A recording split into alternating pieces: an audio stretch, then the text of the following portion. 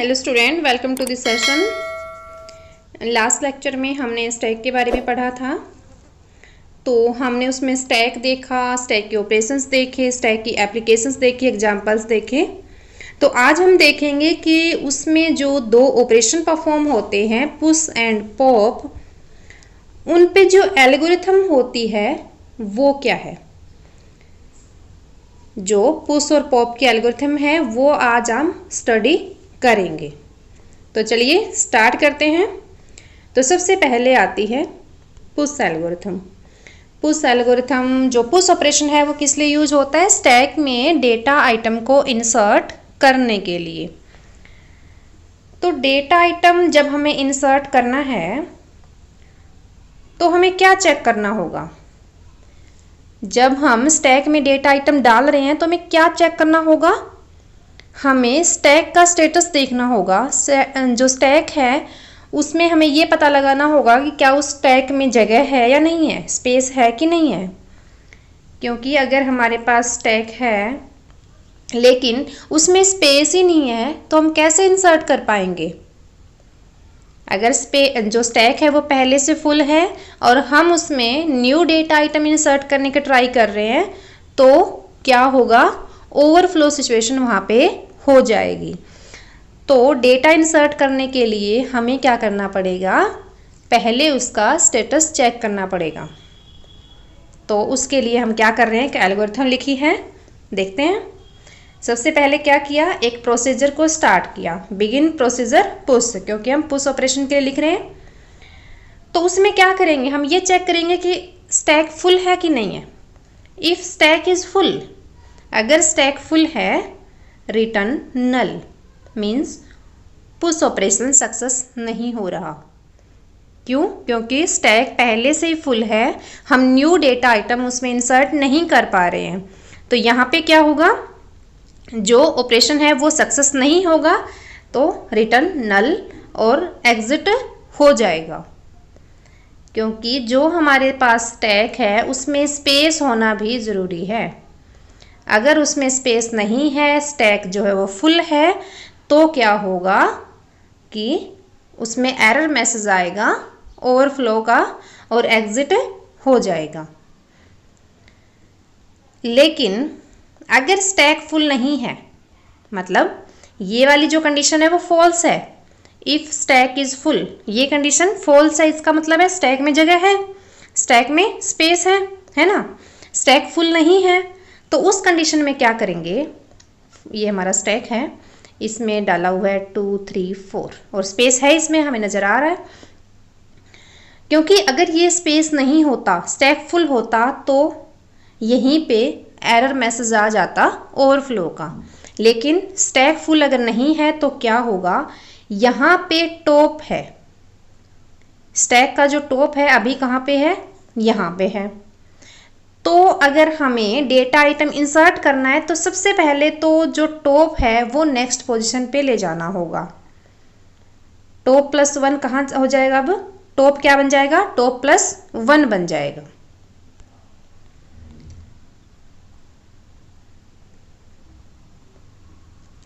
यहाँ पे हमारे पास टॉप है, तो अब टॉप क्या हो जाएगा? टॉप प्लस 1 हो जाएगा। और उसके बाद क्या करेंगे? उसके बाद जो न्यू टॉप बना है स्टैक का, उसमें डेटा इंसर्ट कर देंगे। ठीक है। तो क्या किया हमने? सबसे पहले जो प्रोसीजर है उसको स्टार्ट किया, उस प्रोसीजर को। इफ स्टैक इज फुल, अगर स्टैक फुल है तो रिटर्न नल कर दे और एग्जिट हो जाए। अदरवाइज क्या करे? अगर ये कंडीशन फॉल्स है तो क्या करे? टॉप प्लस 1 जो पोजीशन है उसको टॉप बना दिया जाए और अब जो न्यू टॉप बना है उसमें डेटा को इंसर्ट कर दिया जाए और एंड ऑफ द प्रोसीजर। तो ये है पुश ऑपरेशन की एल्गोरिथम। हमें ये ध्यान रखना है कि हम यहाँ पे डेटा को इंसर्ट कर रहे हैं। तो अगर हम डेटा को इंसर्ट कर रहे हैं तो इसका मतलब है कि स्टैक में स्पेस होना ज़रूरी है। तो स्टैक में स्पेस है कि नहीं है ये हम चेक करेंगे पहले, इफ कंडीशन लगा के। If stack is full, return null. ठीक है। और अगर ये फॉल्स है, इसका मतलब है स्टैक में स्पेस है। तो स्टैक में स्पेस है तो हम क्या करेंगे?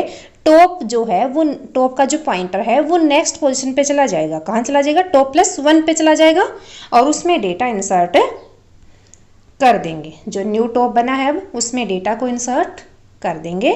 तो इस तरह से पुश एल्गोरिथम काम करेगा। उसके बाद आता है पॉप का एल्गोरिथम। तो पॉप एल्गोरिथम में क्या कर रहे हैं हम? पॉप ऑपरेशन में क्या कर रहे हैं? स्टैक में से डेटा को डिलीट कर रहे हैं। और हमें पता है कि स्टैक में से डेटा डिलीट कैसे होता है? जो टॉप पे होता है डेटा वही सबसे पहले डिलीट होता है। तो डिलीट करने के लिए क्या करेंगे? क्या हम ये चेक करेंगे स्टैक फुल है कि नहीं है? नो, हम ये चेक नहीं करेंगे कि स्टैक फुल है कि नहीं है। वो हम इंसर्शन टाइम पे करते हैं क्योंकि हमें स्टैक में स्पेस चाहिए होता है। अब तो हम जो डेटा आइटम है उसको डिलीट कर रहे हैं, तो उसके लिए ज़रूरी है कि डेटा आइटम स्टैक में हो, मीन्स स्टैक एम्प्टी नहीं होना चाहिए। अगर स्टैक एम्प्टी होगा तो अंडरफ्लो की सिचुएशन वहाँ पे आएगी। ठीक है, तो हम ये चेक करेंगे अब स्टैक एम्प्टी है या नहीं है। तो अगर स्टैक एम्प्टी है फिर तो ये ऑपरेशन होना नहीं है। ठीक है, फिर तो पॉप ऑपरेशन परफॉर्म होगा ही नहीं, अंडरफ्लो एरर आ जाएगी और एग्जिट हो जाएगा।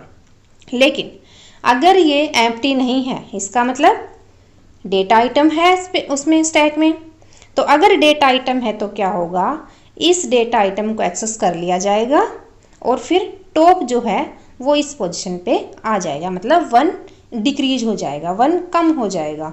टॉप जो है वो नीचे खिसक जाएगा थोड़ा सा 1 position.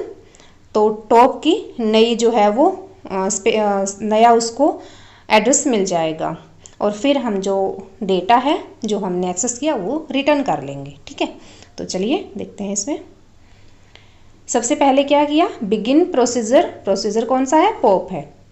If stack is empty, अगर स्टैक एम्प्टी है रिटर्न नल, मीन स्टैक एम्प्टी है तो ऑपरेशन परफॉर्म नहीं होना। उसके बाद एग्जिट कर जाएगा, ऑपरेशन परफॉर्म नहीं होगा तो एग्जिट कर जाएगा। लेकिन अगर ये कंडीशन फॉल्स है, ट्रू नहीं है, इसका मतलब है स्टैक एम्प्टी नहीं है, स्टैक में डेटा आइटम है। तो अगर स्टैक में डेटा आइटम है तो क्या होगा? जो टॉप पे डेटा आइटम है स्टैक के वो एक्सेस कर लिया जाएगा और टॉप क्या बन जाएगा? टॉप -1 बन जाएगा, 1 पोजीशन वो डिक्रीज हो जाएगा और जो भी डेटा आइटम था वो रिटर्न हो जाएगा और एंड ऑफ द प्रोसीजर। तो इस तरह से पॉप ऑपरेशन काम करेगा। तो ये देखा हमने पुश एल्गोरिथम और पॉप एल्गोरिथम, जो किसकी है? स्टैक की है। पुश एल्गोरिथम होती है इंसर्शन करने के लिए, डेटा को डालने के लिए, इंसर्ट करने के लिए, और जो पॉप एल्गोरिथम है वो होती है डेटा को निकालने के लिए, हटाने के लिए, रिमूव करने के लिए और डिलीट करने के लिए, कुछ भी कह सकते हो आप। तो ये 2 एल्गोरिथम यूज होती है। एग्जाम में 2 मार्क्स का क्वेश्चन ये आता है। ठीक है, 2 नंबर का पूछा जाता है कि स्टैक पुश एल्गोरिथम लिखो या स्टैक की पॉप एल्गोरिथम लिखो। 1 मार्क में हो सकता है स्टैक जो है वो कौन सा डेटा स्ट्रक्चर है, लीनियर है या नॉन लीनियर है, स्टैक में कौन सा ऑपरेशन परफॉर्म होता है, ये कर सकते हो। इंसर्शन ऑपरेशन के लिए, इंसर्ट करने के लिए वैल्यू स्टैक का कौन सा ऑपरेशन यूज़ होता है, पुश होता है कि पॉप होता है। तो ये कई क्वेश्चन हमारे बनते हैं, ये हम देखेंगे सारे क्वेश्चन, जो प्रीवियस ईयर के क्वेश्चन हैं वो भी हम करेंगे। तो आज के लिए बस इतना ही। स्टैक हमारा अच्छे से कंप्लीट हो गया है, हमने स्टैक बिल्कुल अच्छे से कर लिया है, एल्गोरिथम भी आज कर ली है।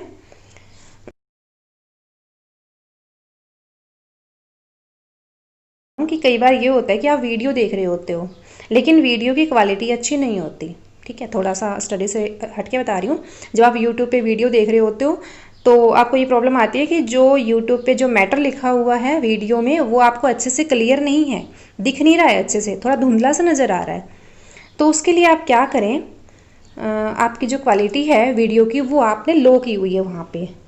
तो आपको करना क्या है, जो आपकी यूट्यूब की स्क्रीन है, ठीक है, वीडियो जहाँ पे चल रहा है ये स्क्रीन है, तो यहाँ पे 3 डॉट नज़र आएंगे आपको। उन डॉट पे जाके आप जब उसको ओपन करोगे तो एक ऑप्शन आएगा क्वालिटी का, ठीक है। कौन सा ऑप्शन आएगा? क्वालिटी का। तो जब क्वालिटी पे आप क्लिक करोगे तो वहाँ पे आपको कई क्वालिटी नज़र आएगी, जैसे कि 144p है, ठीक है, 144p है, 240p है, 360p है या 480p है, इससे भी आगे होती है। तो आपको क्या करना है, अगर आपको अच्छी क्वालिटी में देखनी है तो आपको चूज़ करना है 360p। ये जो है ये वीडियो क्वालिटी की जो रेजोल्यूशन है ये वो होती है, आप 360 वाली चूज़ कर लीजिए। इसके थ्रू होगा क्या, आपको वीडियो भी क्लियर नज़र आएगा और आपका डेटा भी ज़्यादा खर्च नहीं होगा। अगर आप ज़्यादा हाई क्वालिटी चूज़ करते हो तो आपका डेटा भी ज़्यादा खर्च होगा। तो लेकिन आप अगर 144 करते हो तो धुंधला नज़र आएगा, 240 पे भी आपको कुछ खास मतलब क्लियर नज़र नहीं आएगा। तो इसके लिए आप बेस्ट ये होगा कि आप 360 वाला चूज़ कर लें और अच्छे से वीडियो देखें। ज़्यादा हाई क्वालिटी भी चूज़ ना करें क्योंकि ज़्यादा डेटा खर्च होगा। तो इस बात का आप ध्यान रखें और ये टॉपिक भी अच्छे से अपनी नोटबुक में आप नोट कर लें, बहुत इजी है। स्टैक वाले के साथ ही इसको नोट करके रखें। तो आज के लिए बस इतना ही। अगर आपने वीडियो को सब्सक्राइब नहीं किया है, मेरे चैनल को सब्सक्राइब नहीं किया है तो वो कर लीजिए। सारे वीडियोज आपको मिल जाएंगे, अगर पीछे का कुछ छूट गया है तो वो भी आप वहाँ से देख सकते हो। अगर कोई डाउट है, समझ नहीं आ रहा है तो आप मुझसे पूछ सकते हो। तो चलिए ऐसे ही पढ़ते रहिए और मुस्कुराते रहिए।